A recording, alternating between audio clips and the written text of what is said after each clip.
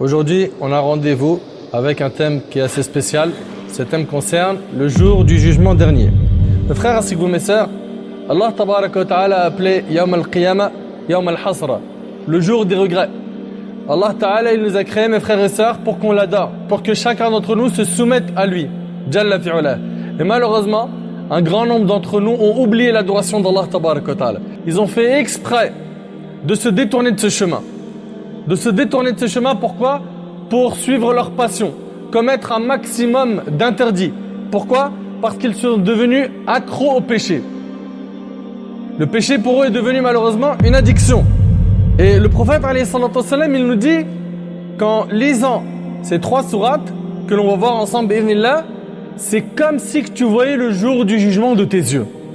Et ce jour-là, wallahi mes frères ainsi que vous mes sœurs, c'est un jour très important. Chacun d'entre nous, il s'est préparé pour les examens qu'il a dû passer dans la dunya. Chacun d'entre nous a révisé comme il le fallait parce qu'il allait passer son bac ou un BTS ou un examen de médecine. Pourquoi? Parce que pour lui, la validation de cet examen était importante.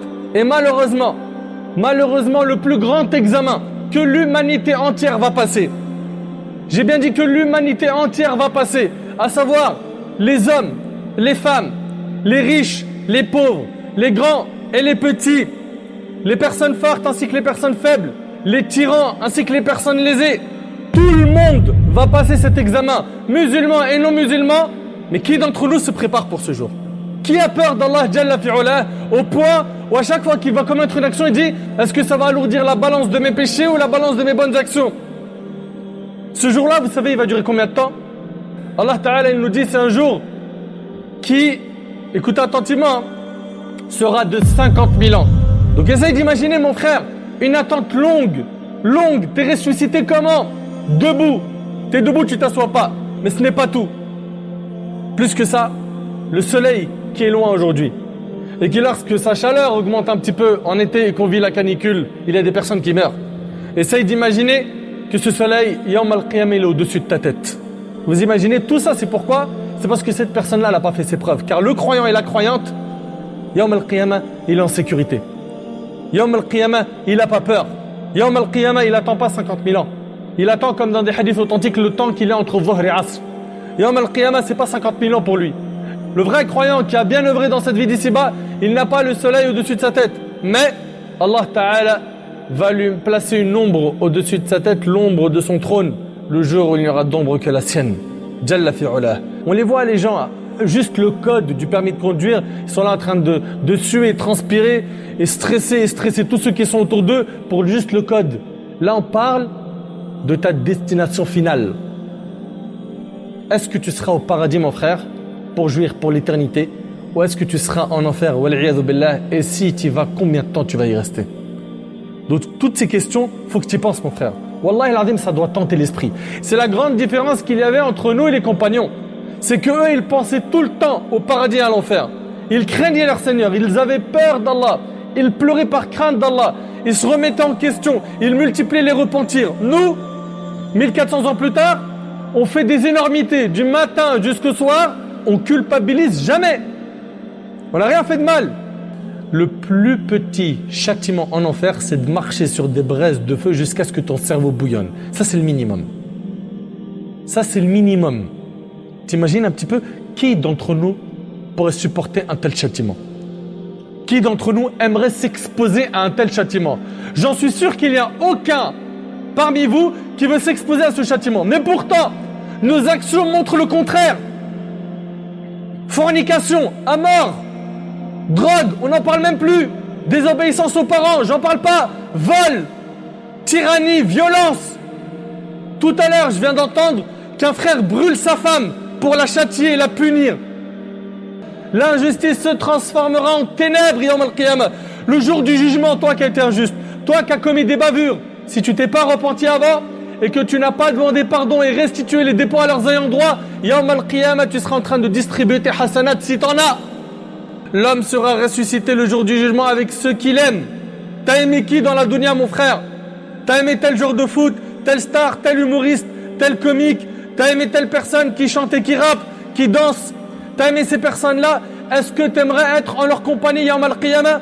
Mon frère ainsi que toi, ma sœur, toutes les personnes qui t'ont impressionné dans la vie d'ici-bas et que tu as pris pour idole, que tu aimais ces stars, que pour toi ton rêve c'était d'être comme eux, sache que le Yawm al-Qiyamah, quand tu seras ressuscité, ils seront ressuscités avec toi. Et ce jour-là, ça sera chacun pour soi. Chacun pour soi. Les top modèles, les stars, les belles femmes, les beaux hommes, ma sœur, ceux que tu regardais, que tu cherchais à séduire, ainsi que toi, mon frère. Yawm al-Qiyamah, ils sont tous ressuscités nus. Et chacun passe à sa future destination. Est-ce qu'il sera gagnant ou perdant? T'aimerais que Yawm al-Qiyamah autour de toi, il y ait cette panoplie de stars que tu idolâtrais, ou est-ce que tu préfères qu'autour de toi il y ait Rasulullah sallallahu alayhi wa sallam? Qu'il y ait à ta droite Abu Bakr as-Siddiq radiyallahu anhu, à ta gauche il y a Khalid ibn al-Walid, en face de toi il y a Omar ibn al-Khattab. Est-ce que tu aimerais être en leur compagnie? Si oui, mon frère, pourquoi ces gens-là ne sont pas tes modèles? Prends aujourd'hui la cervelle de n'importe quel jeune, il n'entend pas parler de Sahaba radiyallahu anhum, les héros, les modèles que l'on a. Écoute attentivement, mon frère, ainsi que toi, ma sœur, ces versets qui réveillent les cœurs.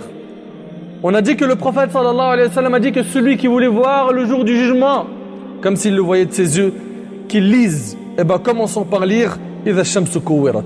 Allah tabarak wa ta'ala dit بعد أعوذ بالله من الشيطان الرجيم. بسم الله الرحمن الرحيم. إذا الشمس كورت وإذا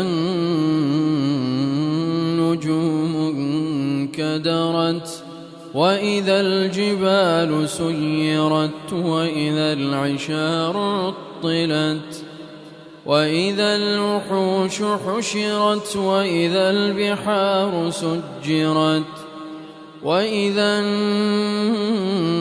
النفوس زوجت وإذا الموءودة سئلت بأي ذنب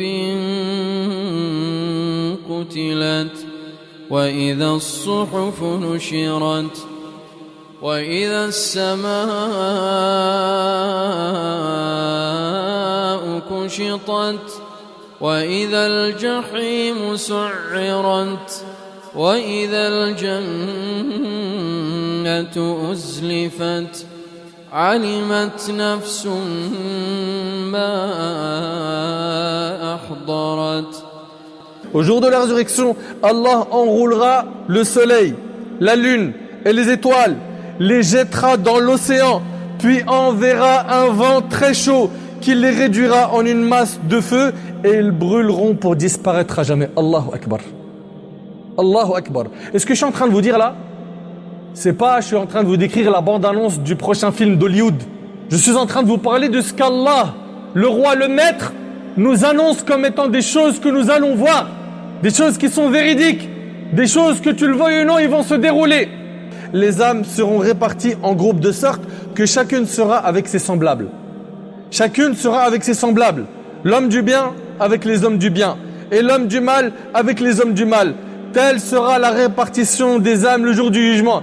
Et le jugement, quand il va commencer, mon frère ainsi que toi, ma sœur, comme le dit l'imam al-Qurtubi rahimahullah dans Tazkira, c'est un moment où Allah al-Azim il est flippant.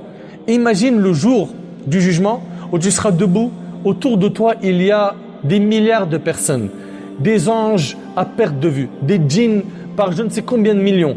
Toutes ces créatures sont rassemblées et ils attendent le jugement d'Allah. Puis d'un seul coup, on t'appelle pour que tu comparaisses devant le Seigneur des mondes.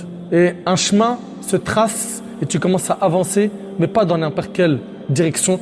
Tu ne seras pas exposé dans n'importe quel tribunal, c'est le tribunal d'Allah Ta'ala. Vous avez vu généralement, mes frères ainsi que vous, mes sœurs, les climats des tribunaux dans la vie d'ici-bas pour ceux et celles qui se sont retrouvés une fois à y entrer. Pas forcément pour des choses qu'ils ont commis eux-mêmes, mais pour un ami ou une famille ou quelqu'un qu'ils connaissent qui passe en jugement. Vous avez vu le climat dans la salle, comment il est glacé?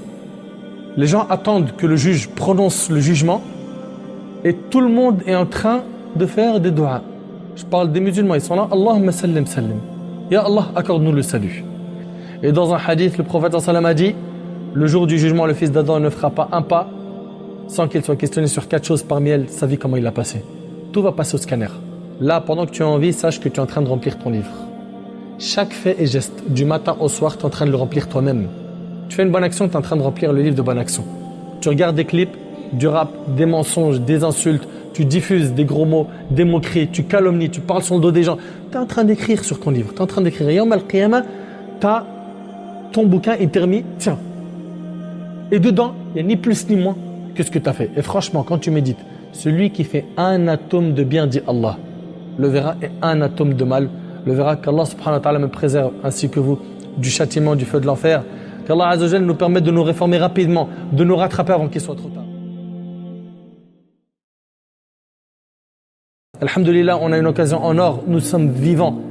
Aujourd'hui, si on pouvait parler aux morts et qu'on leur disait « Qu'est-ce que tu souhaites ?» Vous pensez, ils vont vous dire quoi?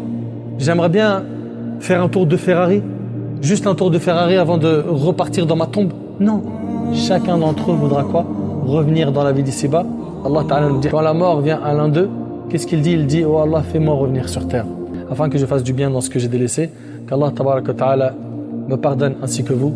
Qu'Allah Subhanahu wa Ta'ala installe dans nos cœurs ce sentiment de culpabilité. Qu'Allah fasse naître dans nos cœurs la taqwa, la piété. Qu'Allah Ta'ala fasse que nos cœurs soient sensibles au rappel. Et qu'on écoute et qu'on mette en pratique. Et qu'on ne soit pas des consommateurs de conférences comme un grand nombre de gens aujourd'hui malheureusement.